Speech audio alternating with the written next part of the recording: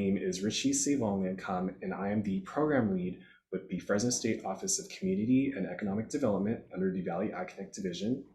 We are delighted to have you all joining us for our second webinar for our four-part webinar series in the fall with the USDA. We still have 2 webinar series left, so for each session, we will be introducing topics as well as explain how and where you can apply for some resources for your farming operations. Today's webinar will be focused on the Emergency Assistance for Livestock, Honeybees, and Farm-Raised Fish program, also known as ELAP. The ELAP program provides financial assistance to eligible producers of livestock, honeybees, and farm-raised fish for losses due to diseases, certain adverse weather events, or loss conditions, including blizzards and wildfires as determined by the Secretary. For example, here in the Central Valley, we know that there are a few of our local farmers that own livestock, bees, and fish, and are looking for ways to maximize their recovery costs, especially during this rough year that we've had due to COVID, or are just looking for solutions to prepare for the unexpected. Here to discuss more on the ELAP program, please give a warm welcome to our special guests, Brooke Raffaelli and Eric Rodriguez from the USDA. Welcome, you two.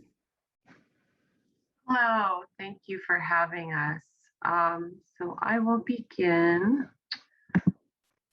So today, as Richie mentioned, it'll be myself. I'm our outreach coordinator for the USDA California Farm Service Agency, and also Eric Rodriguez, our farm program specialist. So for emergency assistance for livestock, honeybees, and farm-raised fish program, as I mentioned, we're going to be talking about the ELAP program today. So ELAP loss categories, there's livestock feed and grazing losses, water and feed transportation costs due to drought, honeybee feed and colony hive losses, farm-raised fish feed, and death losses. For livestock feed and grazing losses, livestock must be grazing animals, livestock that would have normally been grazing the eligible grazing land or pasture land, owned, cash lease, purchased under contract, or been raised by a contract grower and eligible livestock producer during the 60-day calendar days prior to the date of the eligible adverse weather, and maintained for commercial use.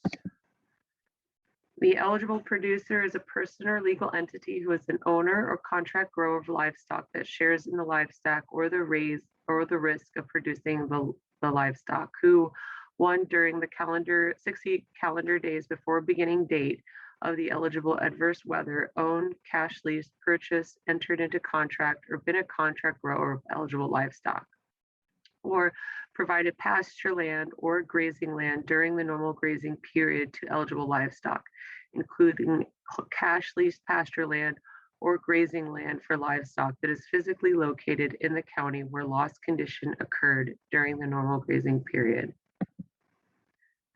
Eligible adverse weather or loss conditions for livestock feed and grazing losses include, but are not limited to, blizzard, eligible winter storm, flood, hurricane, lightning, tornado, or wildfire on non-federal land. Of course, hurricanes don't really relate to California.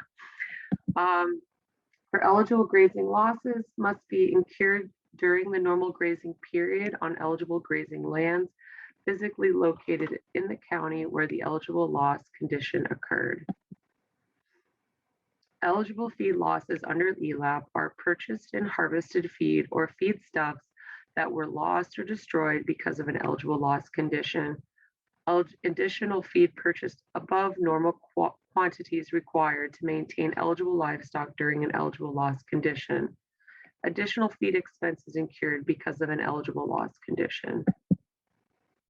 Eligible feed transporting costs under ELAP cover livestock feed transported additional mileage above normal mileage the livestock producer typically travels to purchase livestock feed, not to exceed 1,000 miles. Livestock feed transported to eligible livestock that would normally have been on eligible grazing land physically located in the county where the eligible loss condition or eligible drought occurred. Additional costs of transporting livestock feed must be due to an eligible drought that occurred during the normal grazing period, or an eligible adverse weather event that occurred during the normal grazing period. Eligible water transportation costs under Elap. Water is transported to eligible livestock that are on eligible non-irrigated grazing land. Additional costs of transporting water to any area of the county that has been rated by the U.S. Drought Monitor as having a D2 severe drought or D3 extreme drought or D4 exceptional drought intensity. Water is being transported to eligible grazing lands that normally does not require water to be transported to. Now I'm going to pass it on to my fellow presenter, Eric, to continue. Thanks, Brooke. So I am Eric Rodriguez, and I am with the Farm Service Agency, California State Office. I'm going to go ahead and continue with the rest of the presentation on Elap assistance. So moving forward with farm-raised fish assistance. So an eligible producer is a person or legal entity who is an owner, operator, landlord, tenant, or sharecropper who shares in the risk of producing an eligible aquatic species that is propagated and reared in the controlled environment that is being maintained or commercial use as part of the producer's farming operation, and who owned or leased property with readily identifiable boundaries and had control of the waterbed, which is the ground under the specified type of water, and not just control over a column of water, and provided, purchase, or produce feed to the farm-raised fish. Next slide, Brooke. So eligible fish under the Elap assistance, the fish must have been bait or game fish that were propagated and reared in a controlled environment, maintained for commercial use as part of the farming operation, and destroyed as a direct result of the eligible adverse weather event or loss condition, and was physically located in the county where the eligible loss condition occurred on the beginning date of the eligible loss condition.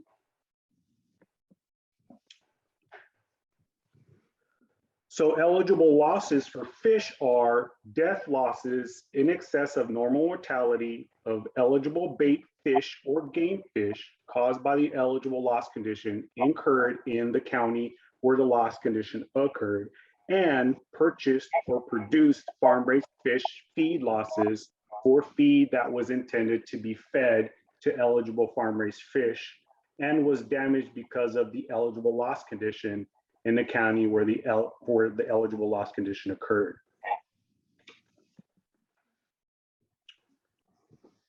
So the eligible conditions under fish assistance would be excessive heat for death losses, excessive wind for feed losses, for flooding, hurricanes, tornadoes, earthquakes, and freezes. And just like Brooke said, hurricanes don't occur in California, but it is an eligible loss. So all these losses must be the direct result of an eligible loss condition to be eligible for Elap. Okay, next slide. So now moving into honeybee assistance. So eligible honeybees include bees housed in a managed hive and used for honey production, pollination, or honeybee breeding. Eligible honeybees do not include wild feral honeybees, leafcutter bees, or other bee species that are not used for producing honey, pollinating, or breeding honeybees.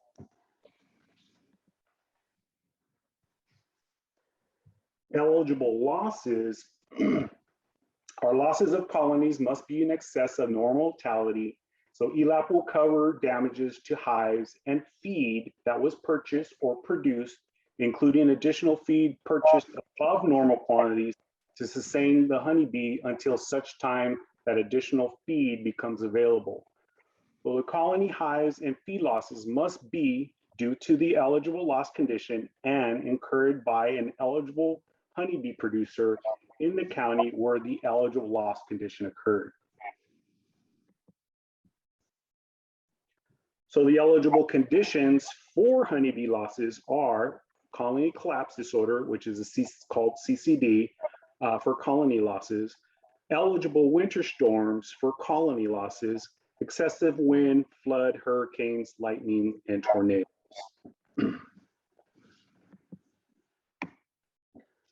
So an eligible producer for honeybee assistance, to be eligible for losses, the producer must have an interest and risk in an eligible colony for the purpose of producing honey, pollinating, or breeding for commercial use as part of a farming operation on the beginning date of the eligible loss condition, and suffered an eligible honeybee loss in a county where the eligible loss condition occurred on the beginning date of that loss condition. So Elap has a payment, payments under Elap are based on a national payment factor of 60% of the calculated payment. So for an SDA national payment factor, an eligible livestock producer who certifies that they are a socially disadvantaged, limited resource, or a beginning or veteran farmer or rancher will receive 90% of the payment rate for losses under ELAP. Now, this certification is done at the county office when they come in to apply for any of our programs where they do have a benefit of FDA payment factor. Next slide. So acreage report requirements, which is an important factor for eligibility under ELAP, producers applying must file an acreage report, even though they're not reporting acres on all the cases, but acreage reports for pasture ground by July 15th of the program year for livestock benefit. Colony hives by January 2nd of that program year for honeybee losses, and surface acres of water by September 30th of that program year for farm-raised fish losses. Now note that late file acreage reports can be filed by the subsequent year's acreage reporting date, but must be accompanied by a required late fee. Now, if a report is turned in after the subsequent reporting date, it would not be eligible. In other words, it wouldn't be accepted, and which, since it's one of the major requirements for ELAP, then it would be determined ineligible. So this is one of the most important factors as far as beginning the application process. Okay. So how to apply? So a producer who suffers eligible livestock, honeybee, and farm-raised fish losses must file the following. For livestock and farm-raised fish losses, a notice of loss within 30 calendar days of when the loss is first apparent. Okay, so they have 30 days until they notice that loss to report to FSA a notice of loss. For honeybees, the notice of loss is within 15 calendar days of when the loss is first apparent. Okay, and then the second part would be the application for payment along with supporting documentation by January 30th of the following calendar year for which benefits are being requested. So for example, for 2021, the application along with supporting documentation is due by January 30th of 2022. And producers can apply to receive ELAP assistance at their local county office. So dependent on where the loss occurred in the physical location will determine which county office they will be applying with. So it's important to obviously reach out and establish themselves with FSA to determine where those applications would need to be filed. Okay, and then the next slide. So for more information on the assistance for livestock honeybees, farm-raised fish, you can find it on this website, but you can also always contact your local FSA county office for more information, additional guidance, and also for processing applications.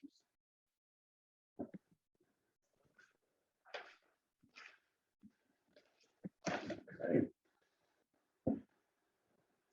I have a question for the transportation of the livestock. Does it apply of and I'm sorry, maybe I missed it for the fires, like what happened here in California? So right now we don't have funding for transportation of the actual livestock. Now we are looking into it. I believe we will. I'm not sure if it's going to be eligible later down the road, but right now, the only thing that would be eligible is actually transporting the feed to the livestock. So not the livestock to the feed. Okay. Yeah. Thank you.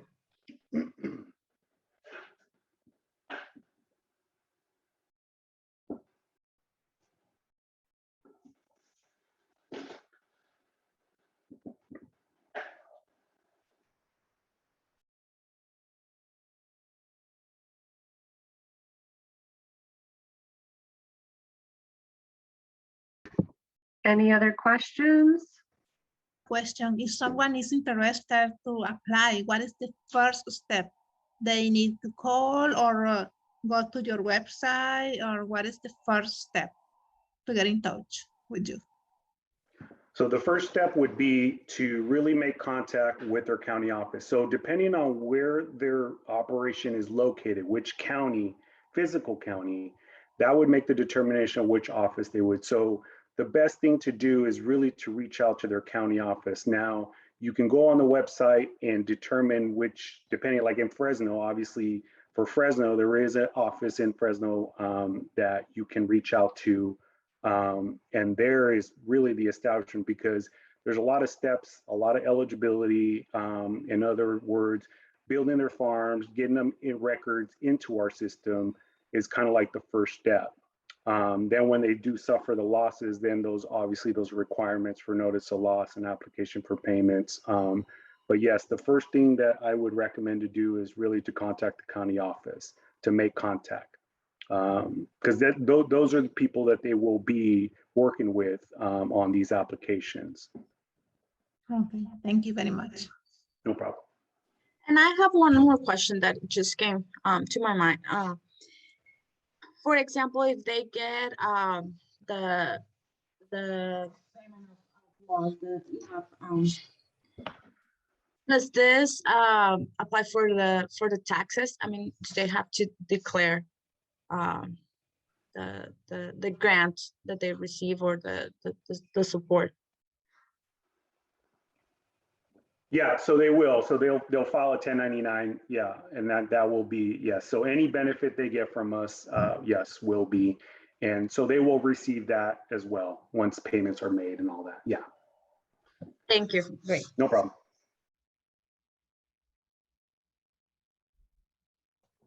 Sorry, I'm trying to log into your website, fsa.usa.gov/disaster, but it says it's a GRAM web page.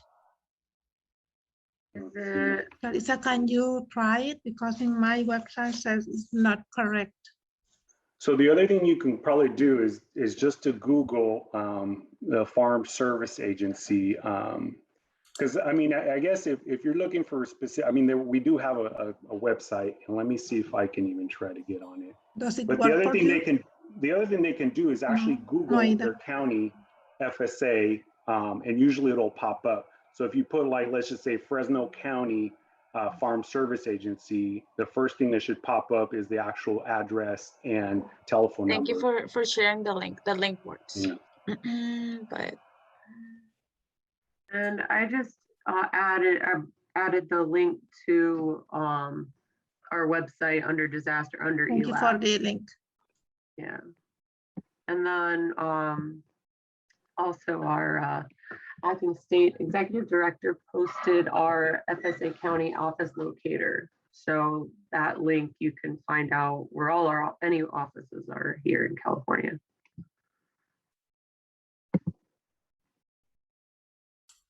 Thank you so much for that, Jackie and Brooke, for sharing the links with us.